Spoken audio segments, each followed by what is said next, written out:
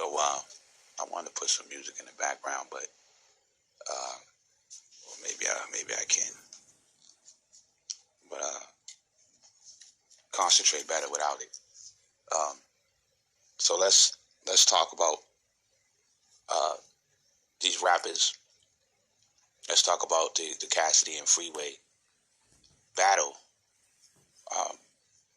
that took place. They said that was a long time ago. It was an old battle, but I wanted to analyze it, and I wanted to humiliate everybody, and then explain why Freeway seemed to have lost that battle.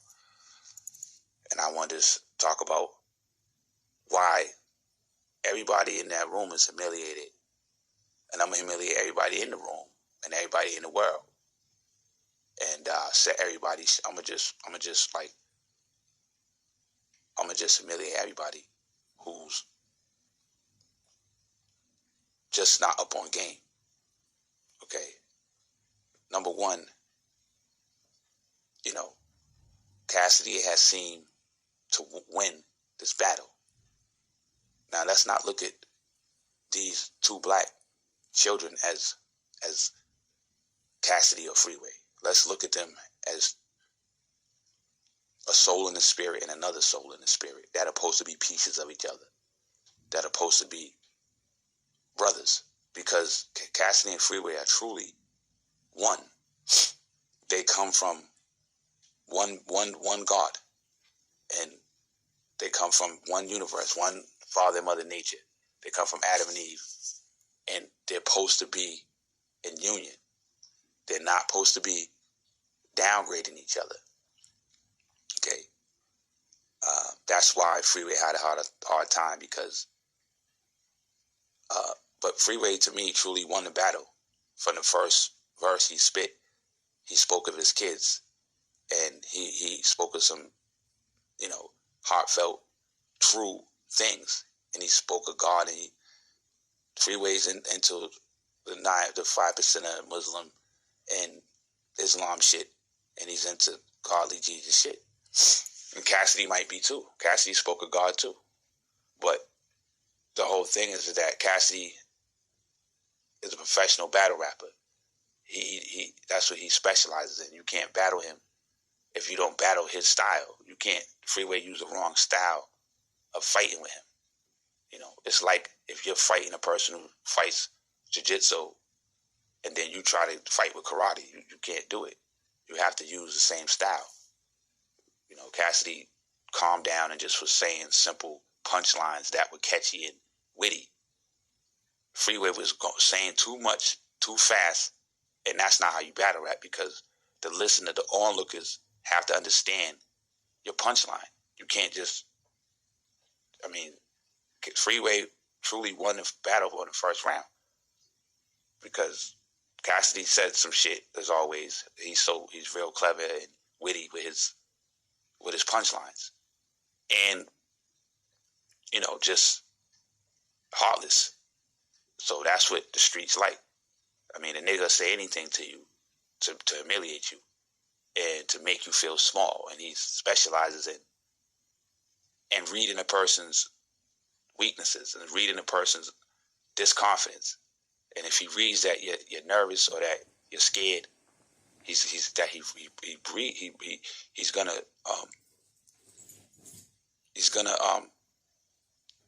gonna breed off that. He's gonna suck on that blood. You know what I'm saying? You can't show any weakness or any fear or any insecurity with him, because he can read it, and then he taps into it. Then he starts spitting about that weakness.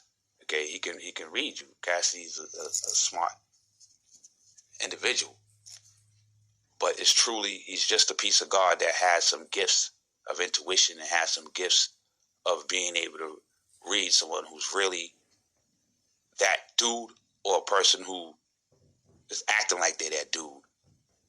And just because you got a lot, that didn't impress Cassidy, because truly Freeway's the upper, he's the big dog. He has the upper hand. He's the,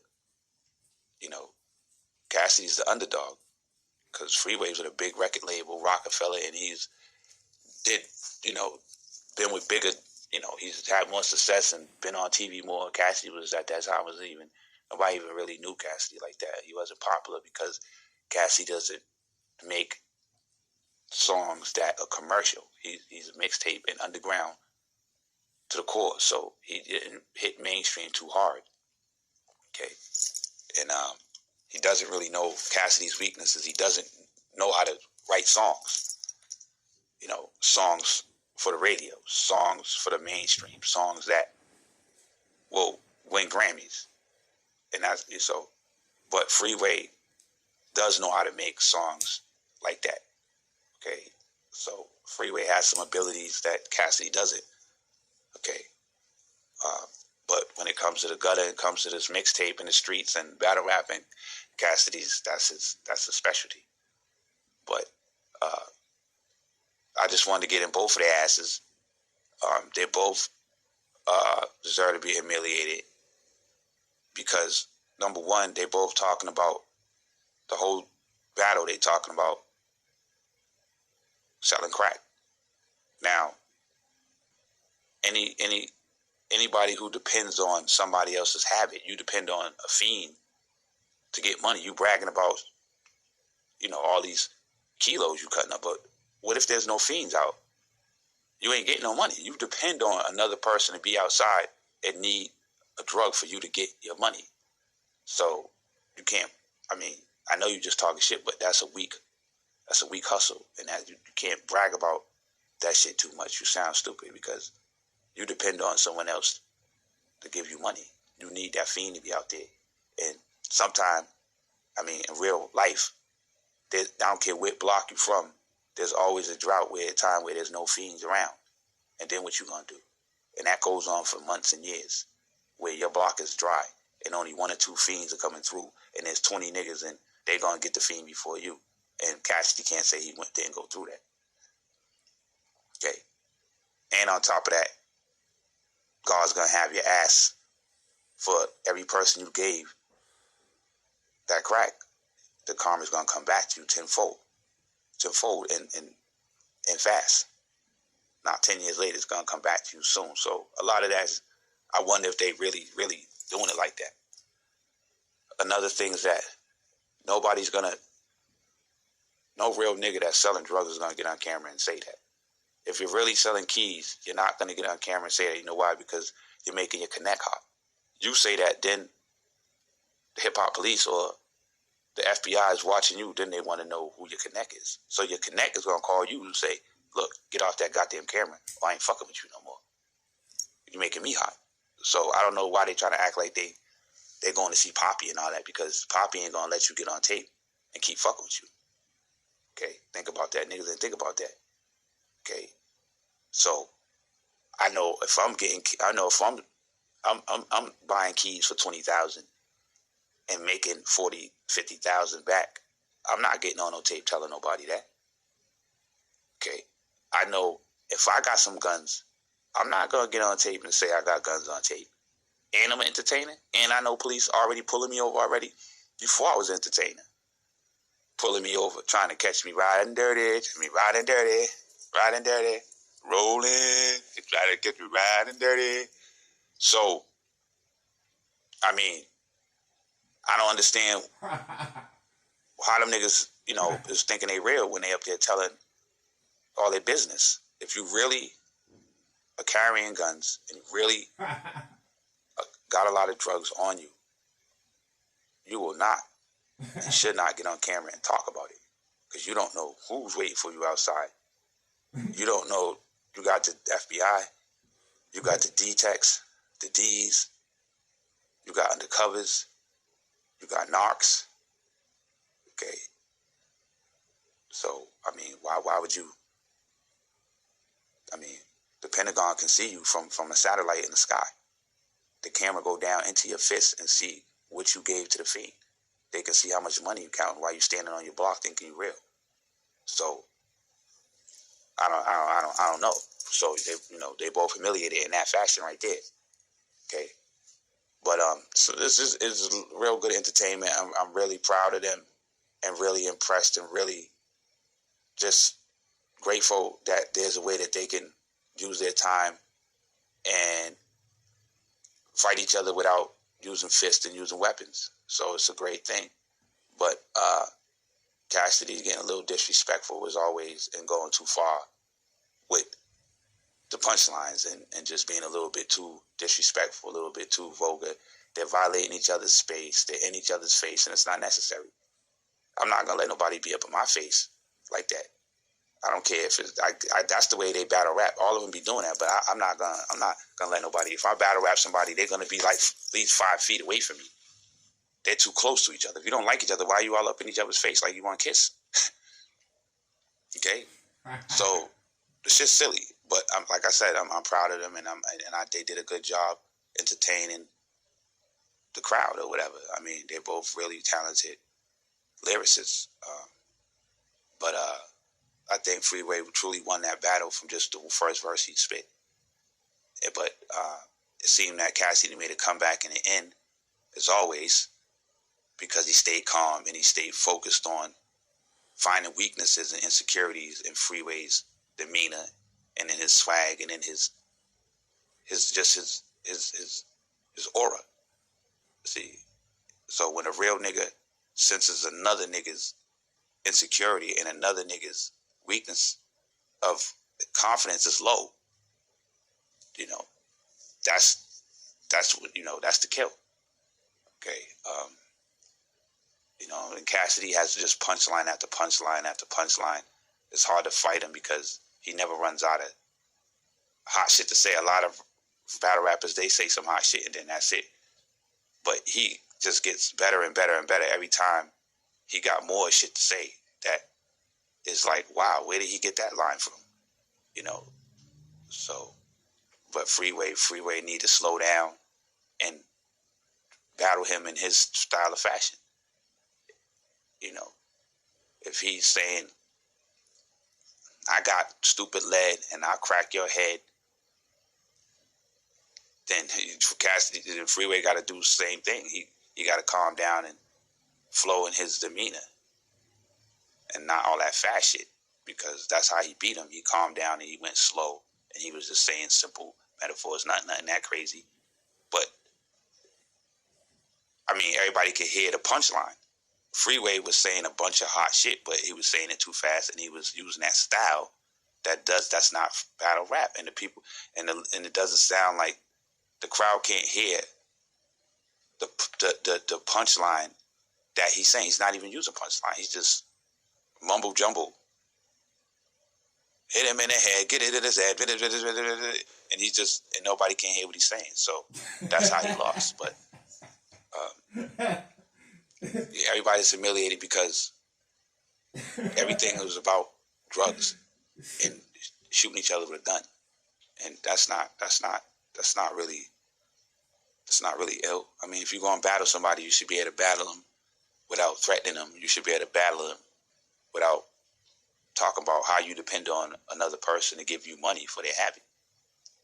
You should be able to battle them and speak about how intelligent you are and how you can get money legally and kill the other rapper breathing by having success and being an entrepreneur and getting legal money. You should be able to do that too. You can do the street shit, but then go to the other side and let them know that you could do it legal too, and that you don't need to use violence, and let them know that, hey, we brothers, we supposed to stick together, and I'm not better than you, you're not better than me, but I'm not gonna let you talk down to me or whatever.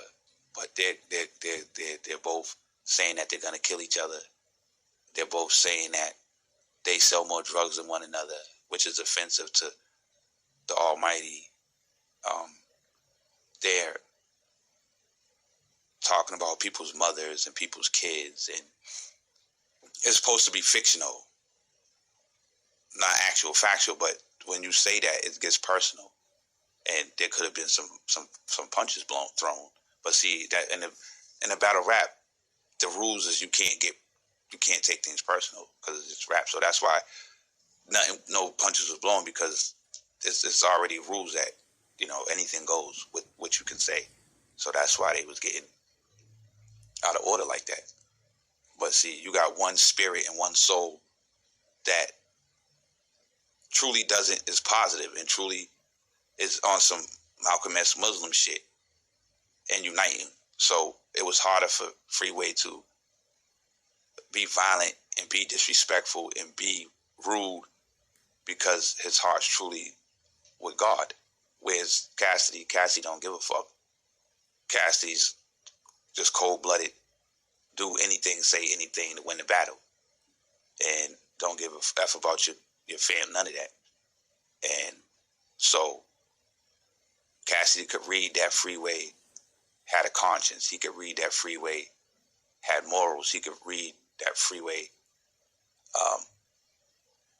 didn't have confidence in his own flow, because the stuff that Cassidy was saying, the crowd was enjoying what Cassidy was saying, and Freeway let that diminish his confidence. That's why he lost, because he let the crowd's response to Cassidy's blows make him confident, when he should have just stepped back and came up with a new style to fight Cassidy with. But it's not his fault, because the universe, number one, gave Cassidy more power because Cassidy's smaller physically. He's little. And so Freeway's bigger, and Freeway is more successful and was probably older than Cassidy. And so they gave Cassidy more power. It's not even God, it's just the spirit. That's how the spirit is. If the little brother or the little sister, they're going to give them a little bit of power to be able to fight the older brother, because the older brother's older and bigger and stronger. So they're going to give them a little bit more. They're going to basically the universe put Cassidy in a dream to win because he had less. Okay. And Freeway's with that big label, and, Cassidy wasn't. And so, that's one. And number two,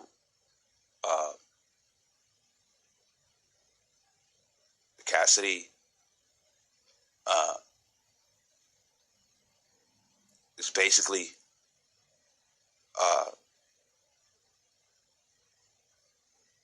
have used those punchlines in a lot of other battles, and they always work, the same punchlines. I heard him say the same stuff. That's how I know they're written. Okay. Because you can't freestyle nothing like that. You have to write it, because you could tell that it's too on point. You can't just make something up off the head like that. You know a freestyle punchline battle, but someone's freestyle battle rap or on paper on a song, you can tell. I heard Tupac go freestyle and he messed up, and it was kind of like not perfect, but he was freestyling, and he admitted he was drunk. He said it was his drunken freestyle flow, and it was hot because he just went off the head, and it wasn't perfect. That's a real freestyle, when you mess up and you might skip a beat and lose, can't think of the next line because you're coming off the head in the brain. The universe has had to set up the brain can only think so fast and make up something so fast. And you might be able to make up 2 and 3, 4 lines, but sooner or later, the universe is going to cause you to not be able to go on, because it doesn't let you be the perfect angel you really should be. Truthfully, if people weren't on a balance beam of jealousy with the Illuminati, they could probably have the power to spit a perfect verse. But because of they're eating the devil's food, if they do a perfect verse, they might get killed or get somebody in their family killed. Something like that. It's real silly like that. It's deep than you think. So all that stuff is written. A lot of that stuff, some little bit of it that Freeway was doing was freestyle, because Freeway starts off with a written flow, and then when he runs out of shit to say, he just freestyles. I've done that, so I know it can be done, and it may sound like it's written, but it's freestyle. Because once he gets warmed up with the written, then he can just freestyle. Some rappers are real talented like that, and they practice so many years that they skilled like that, where they can run out of they forget their lines that they wrote, and then they start freestyling.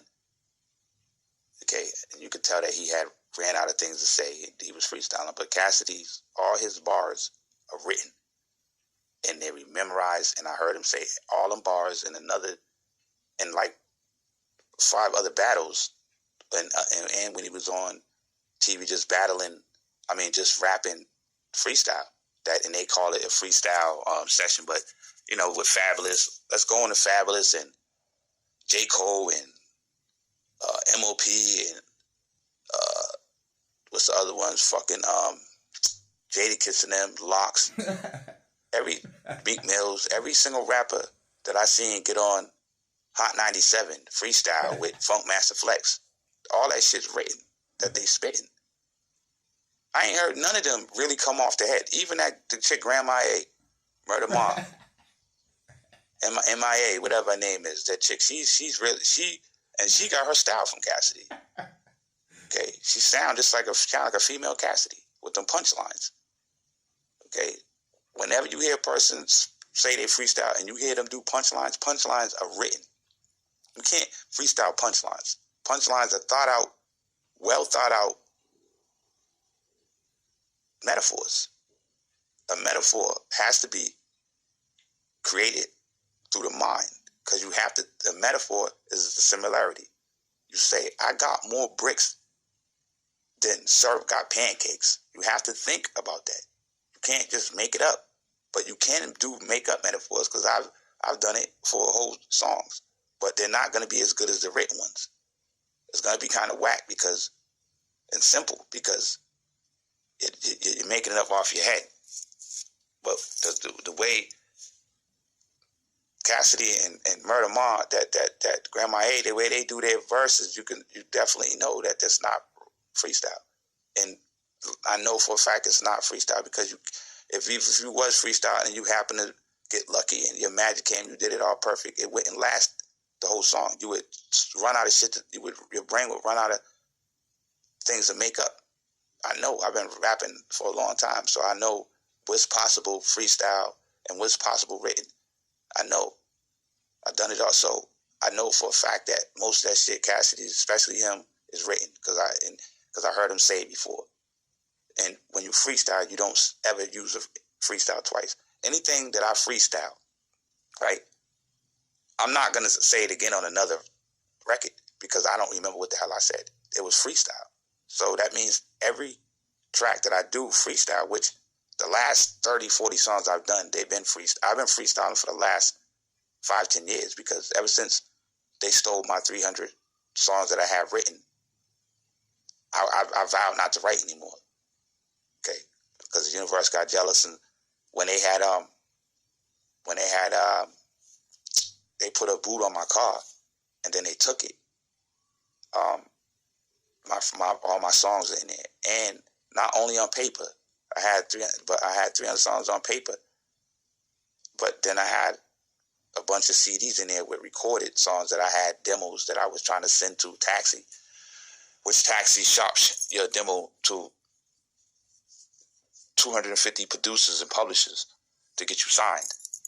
And I was trying to do that. And it's a funny story, because real quick, I try to prove to you how, give you an example of how much trouble I had with the universe, and how much control this God of the system of things had over what was going on in everybody's life and my life.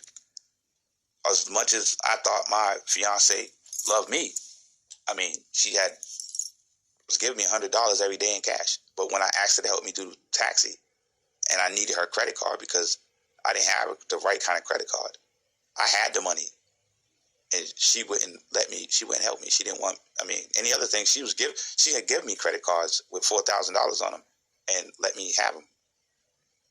I brought our wedding ring, her ring, with my engagement ring, with her money.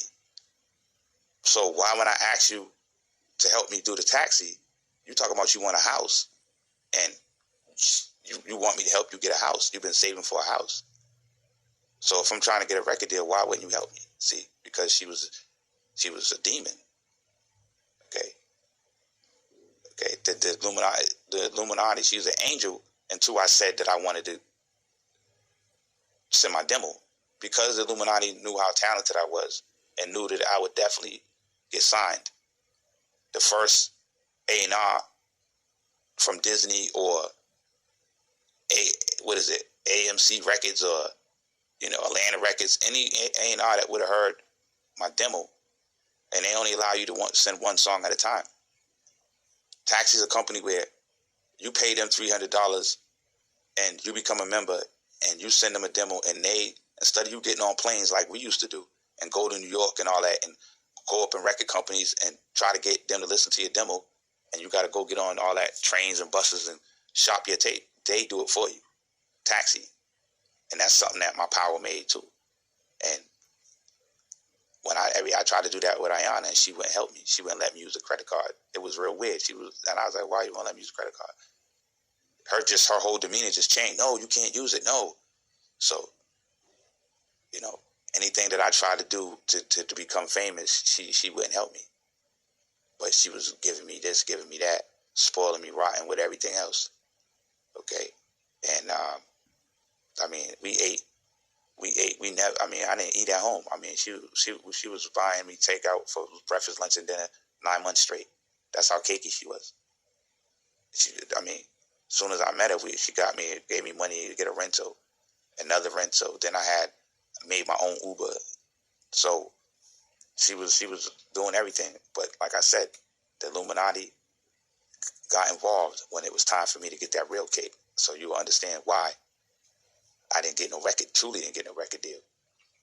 Okay, I tried to get in the game, get a record deal so many times when I was at BMI, and although I was a publisher and a songwriter, when I used to go get artists, and I would take I would take over their publishing, because they would be with ASCAP. For a publisher to take a writer, they have to be with ASCAP, and then the publisher retains and is responsible for their payouts and the publisher keeps track of the songwriters' money they make off the jukebox and off the radio. That's what my job was. But I had Kiki and Asian Chocolate signed to me, and when I tried to put their music out and all that, it wasn't easy. Okay, and try to get their music in rotation. There was a force beyond a force that was stopping me from getting these chicks under my wing. They were signed to me. I was recording their music and producing their music and writing. I wrote Kiki's music, and I was doing it with her. I'm the one who started that shit. Like what Ja Rule was doing with using females and all that, I started that before him. I had that going on. I was the one who started blending in women with the hip-hop and all that. And then they stopped me from doing it, and then my power went to my sons, and they started doing it. So that was that.